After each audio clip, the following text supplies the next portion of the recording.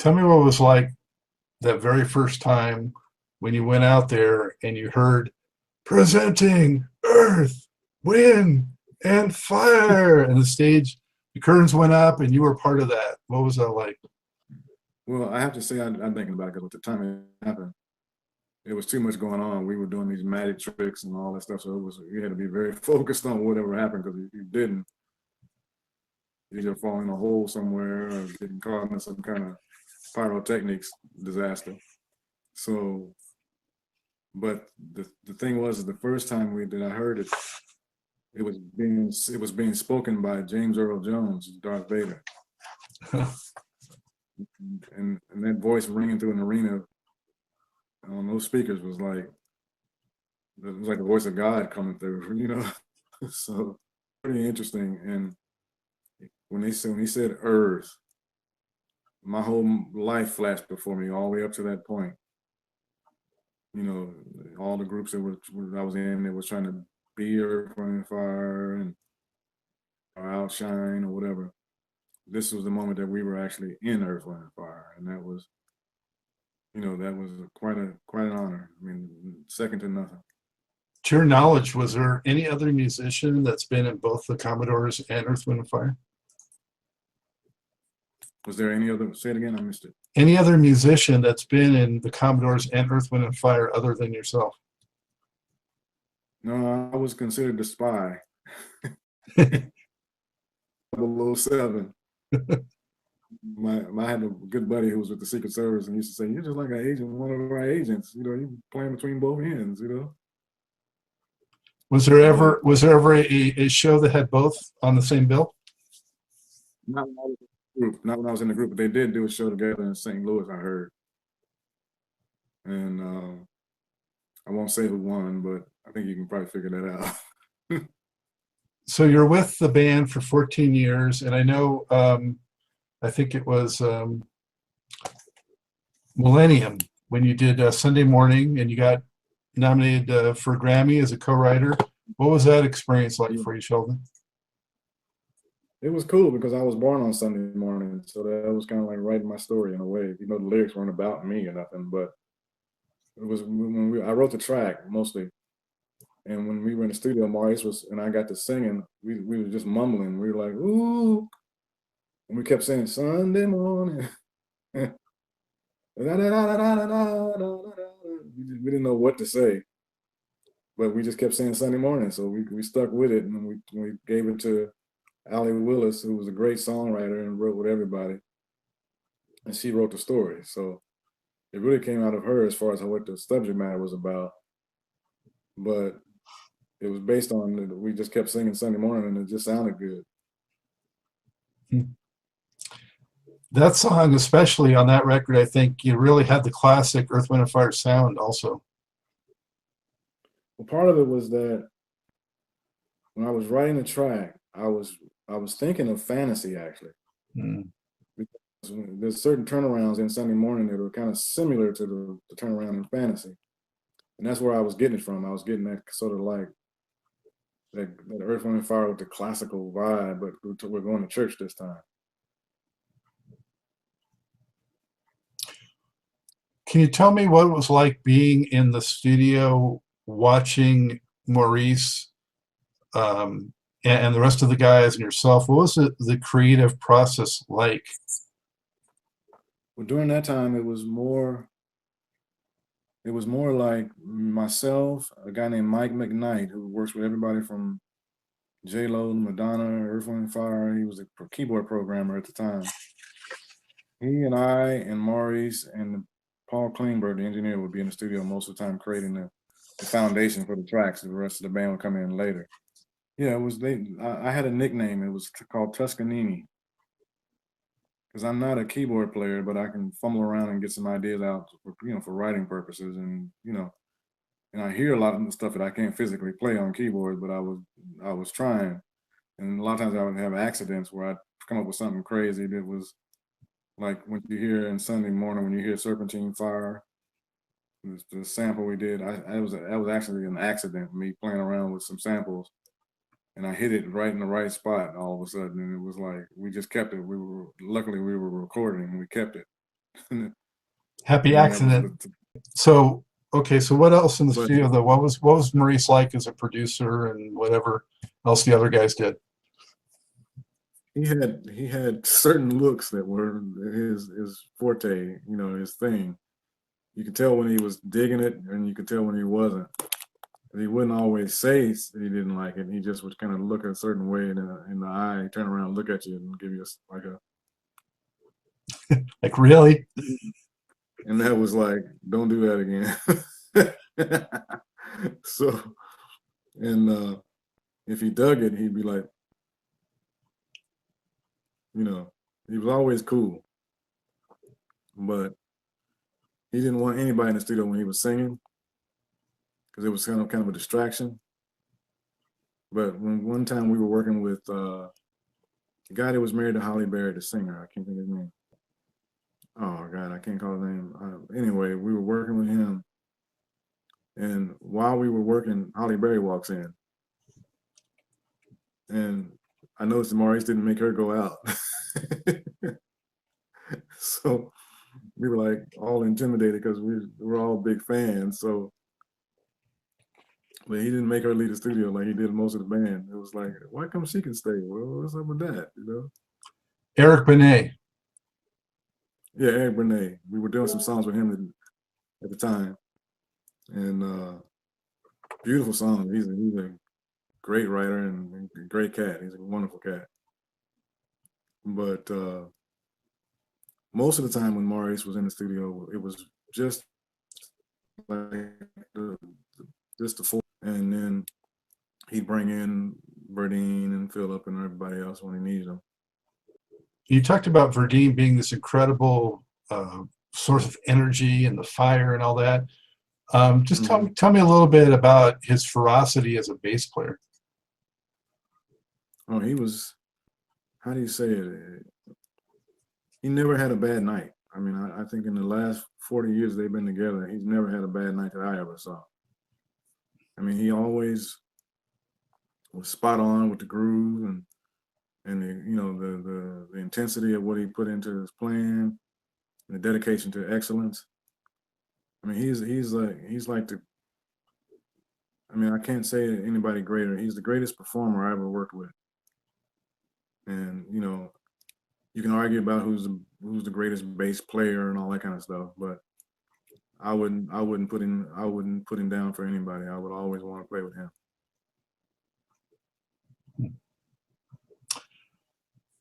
So you ended up recording, I think, one more studio record with Earth, Wind & Fire, Avatar. You were part of that one, right? Yeah, there were several albums, but that was the last one. Avatar and In the Name of Love was, I guess, what That's they called really it. Yeah. the same album. Yeah. And then I also have this one here, which you're on this live one, I think, too.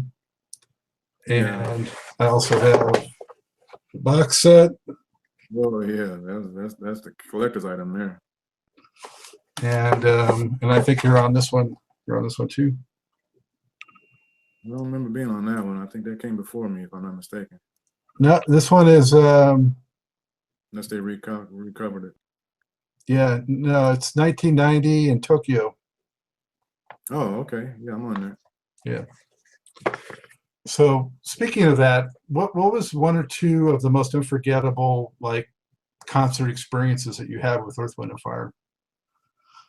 That would have been the main one, 1990. Tokyo Dome. I was two guitar players in the band, like I was telling you before. And that night we had the biggest concert we had since I had been in the band, which was at Tokyo Dome. Was 50,000 people there. And the other guy, Dick Smith, usually did the guitar solo on That's the Way of the World, and I did the one on Shining Star. And we had a feature on Shining Star, which I did like a Hendrix tribute kind of thing at that time. Well, that night, right when we got to the point where the guitar solo happens in That's the Way of the World, his guitar went out. And it couldn't get anything going. Something was wrong technically, and suddenly everybody turned and looked at me and said, "You got it." And I went out front and did it, and it's documented forever now because it's on YouTube all over the place. but you'll see Maurice edging me on because I was trying to he was trying to get me out of being shy because I didn't usually take long solos, and I ended up going crazy on the things, just trying to out of nervous energy. And to this day, my son tells me that was the best solo he ever saw his dad do. Yeah, on this disc, they actually have it as its own track, Sheldon Reynolds on guitar. Mm-hmm. Yeah. Right. That now off stage, I have a even more inspiring moment. But let me add one more to it on stage. Paris, France, a place called Bercy in Paris. We came on stage and we had to leave the stage because when we started the show, the crowd got so crazy they were starting to climb up on the stage. It was like a Beatlemania moment. And we had to be security had to run us back into the dressing room and lock the doors until they got it all cleared out. Wow, was that fun or scary? Both. It was like being the Jacksons and the Beatles in that night. And we were us new guys, because that was our first tour. Us new guys were just looking at each other like, wow, this is crazy. But did Maurice did Maurice or the guys seem like flustered about it, or were they cool? They'd been through it before, yeah. So they were like, you'll get used to it. I was like, I hope so. It reminds me, it's like Sheldon, when I moved my wife out from New York to LA when she went through her first earthquake, and it was no big deal to me, but she freaked out. That's right. What I'm imagining that was like for you. Yeah, my wife did too. Yeah, my wife did too. Right, a month before we got married, she was here, and an earthquake happened, and it was a small one, but it was right in my neighborhood, right under us. And she looked at me like, I don't know about you, but I'm going to Texas. That's where I'm from. I'm going back. You can stay here if you want to, but I'll be in Texas. But the most inspiring moment of all for me was I was in Europe, in Italy, and a 15-year-old kid walks up to me and says, "You're Sheldon Reynolds, aren't you?" And I laughed because I had to think about it. I was like, looked him in the eye and make sure he wasn't gonna say, you're my son or something. What kind of wild day did I have that I don't remember? And I looked at him and I was like, "How do you know me?" And he said, "My mom took me to my first concert when I was 7 years old. It was Earth, Wind, and Fire, and I played guitar because of you, and I thank you." Wow. Woo-hoo! Tears. I was butter at that point. And I was like, and I was very happy because, I mean, he chose to to play guitar because of me, and I'm glad it was something good and positive, because it could have been that I was a bank robber or something, and he was trying to imitate that, Mm-hmm. But that was the most inspiring moment over anything we've ever done, that I just touched somebody's life in a positive way. That's awesome. So you're with him 14 years. Why did you eventually part ways? In reality, it was basically Philip changed the band. I mean, he started changing the band around, and he was deciding he didn't want the guys that had been there all that time. He wanted to get some new guys and start his own thing, because Maurice was no longer touring. He wanted to establish his own version of Earth, Wind, and Fire, I guess. So that was the end of the Cinderella time.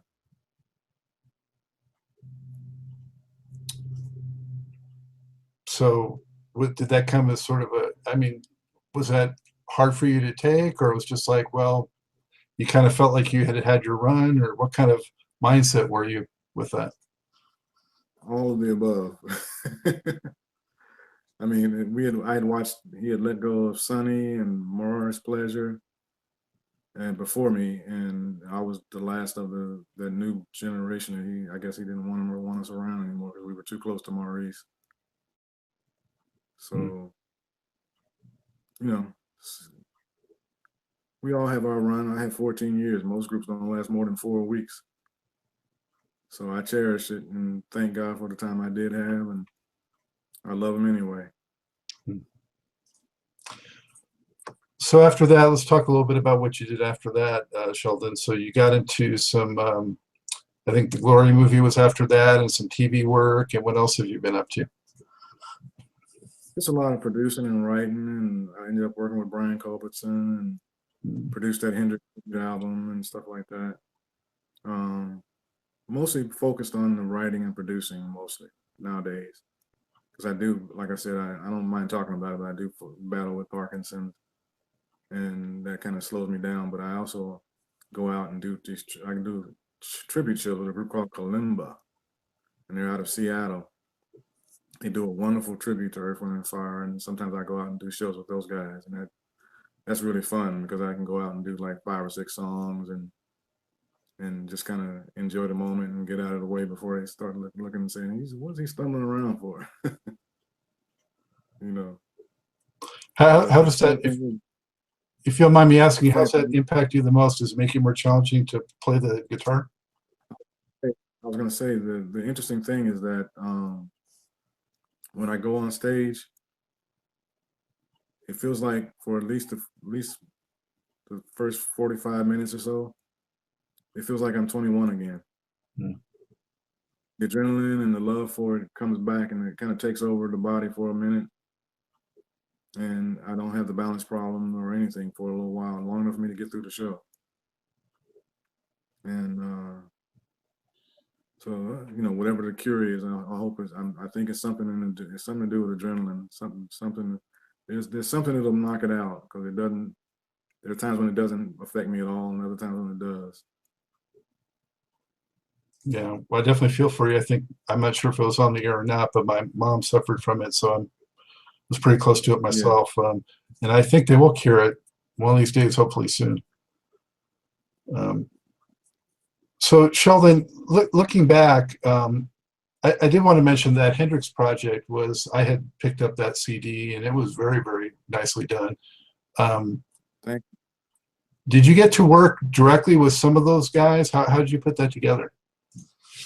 Some of them, Bootsy and Sounds of Blackness, and who else? Prince did his thing by himself, as usual. I can't remember exactly who all, but yeah, a lot of them we did work together, because we did a lot of tribute shows with them around the same time. So there was these concerts going on as well as this recording. So it was all sort of tied in one thing. And plus, around the same time, I started doing the Devoted Spirits tribute to Earth, Wind, and Fire. So I had a lot of the guys playing on that stuff as well. And did you also do a Billy Cox thing? Well, he was playing on some of the stuff we did for the tribute. Right. And then he was on the tribute shows as well. I lost you for a second. Yeah, was that was different from the Experience Hendrix shows, or was that the same? Same. Yeah, right. Yeah, so I've seen that. I saw that tour a couple of times. but I recommend that disc for any Hendrix fan. Definitely pick it up. Yeah, it was a lot of fun. We worked with George Duke. You know, he played on Who Knows with me and Larry Dunn and Morris Pleasure and Ricky Lawson. That was the most fun I'd ever had in a band. it was cool.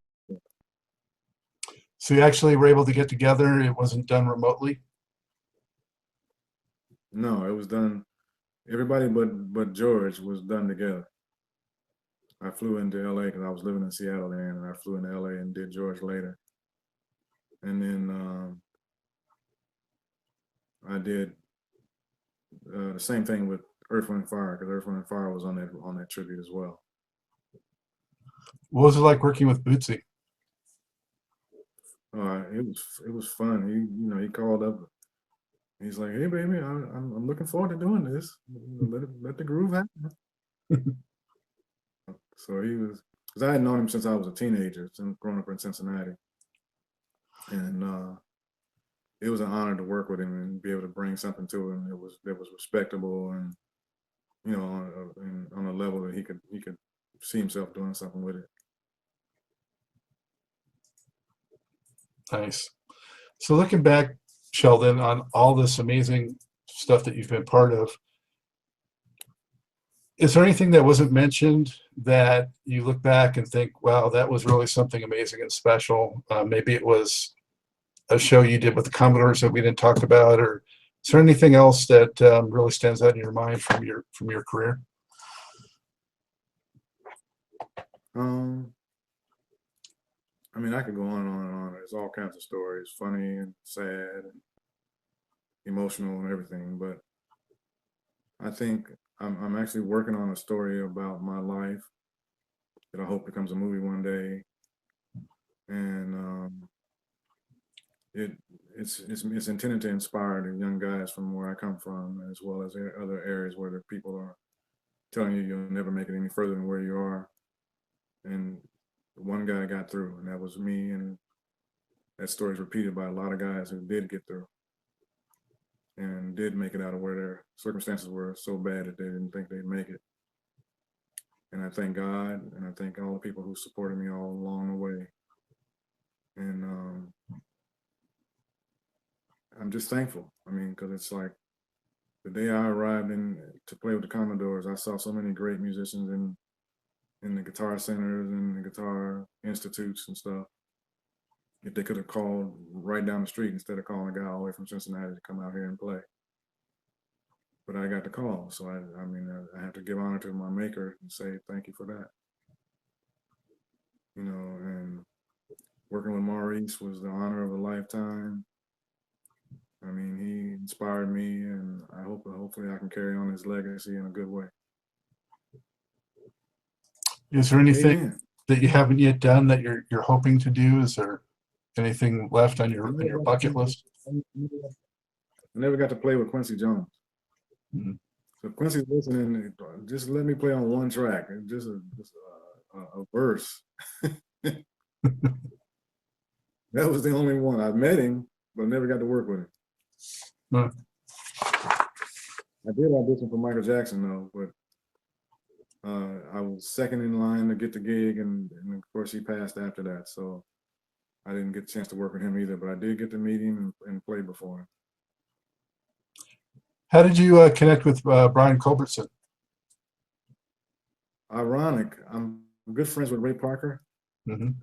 And I got a call from another guitar player, a friend of mine, and she said, look, there's a guy who you might have heard of named Brian Culbertson who's looking for a guitar player. And if you can find him, he's good friends with Ray Parker, so if you can find him, you may be the cat he might want to have. So I said, okay, let me try to call Ray. And I called Ray. And when I called Ray, he was sitting there having lunch with Brian Culbertson. Yeah. And he put him on the phone, and I ended up getting the gig right on the phone. So that was it. And it couldn't have been more simpler. That's a pretty funky record. Oh man, he was a joy to work with. He's the only person I've known that I've worked with who has just as much energy and talent as Verdine. Mm. I mean, he plays the piano upside down. He plays the trombone like nobody's business. And I mean, he's every show he is dedicated to entertainment. Mm. And we wrote a lot of songs together. Unfortunately, the smooth jazz market went down when I came in, but we had a lot of #1 hits out of our collaborations. So I thank him, even though I was late getting there. How did you get into, how and when did you get into astronomy? I mean, that seems to be sort of related to Earth, Wind, and Fire because, you know, of all those types of covers and the types of philosophy that Maurice had. Was that a coincidence, or is that related somehow? I would say a little bit of both, because I was into it long before I knew Earth, Wind, and Fire, but because I grew up being a Christian, a God believer, a person who asked a lot of questions about everything. Where did Cain's wife come from? All that kind of stuff. I was one to ask every question in the book. But astronomy to me is the one thing that I can look at and know is the truth, and not interrupted by any mankind, because we can't adjust the space that's out there in front of us and alter it to be our own interpretation. It is what it is, and it's truthfully what it is. And I've always been fascinated to understand God's creation. That was the first thing. Maurice was that way as well as most of the Earth, Wind and Fire members. So that's where the tie comes into it. But I've always been one who, if I hadn't been a musician, I would have been an astronomer or astronaut or something like that. But I would say the second most inspiring moment from my life that I enjoyed was I got called by the Arecibo telescope people down in Puerto Rico to come down and speak as a keynote speaker at one of their 50th anniversary celebrations. And I'm no astronomer. I'm just an avid, lover of astronomy. But I was asked to come down and speak, and I was so nervous because I was like, what am I going to say to all these guys? Because, people who won Nobel Peace Prizes for and blah, blah, blah, blah, stuff you can't even pronounce. Sheldon, yeah. excuse me. You're kind of falling off the picture. Oh, yeah. How's that? Can you shift over just a little more? Like, there you go. Okay, good. Okay. So. Yeah, I got called. When I got the call, I was so nervous that I ended up writing my speech that I was going to give, and I ended up trashing it when I got on stage and said, look, I just want to tell you how inspired I am by you. I don't want to talk about like I'm the president of the United States and trying to give some official speech about stuff you guys already know about. But I just want to tell them that when you fight with Congress and all these people who fund you, just know that you got people behind you who are believing you and are inspired by you, and keep up the great work. And they stood up and applauded, and I thought, oh man, somebody please record this. But that was probably the most unique moment of my life, and I never would have thought I'd have been doing something like that. And what year was that? 3 years ago. Oh, congratulations. Yeah, it was 3 years ago, and I could have stayed there forever because it was, except for when the hurricane went through, I'd have been the heck out of there at that point. Okay, one more question for you. Mm-hmm. The show's called Truth and Rhythm. And so Mm-hmm. I like to ask, what does that mean to you? How do you find truth in the music that you create? How do I say it? When you can't explain something that feels that good,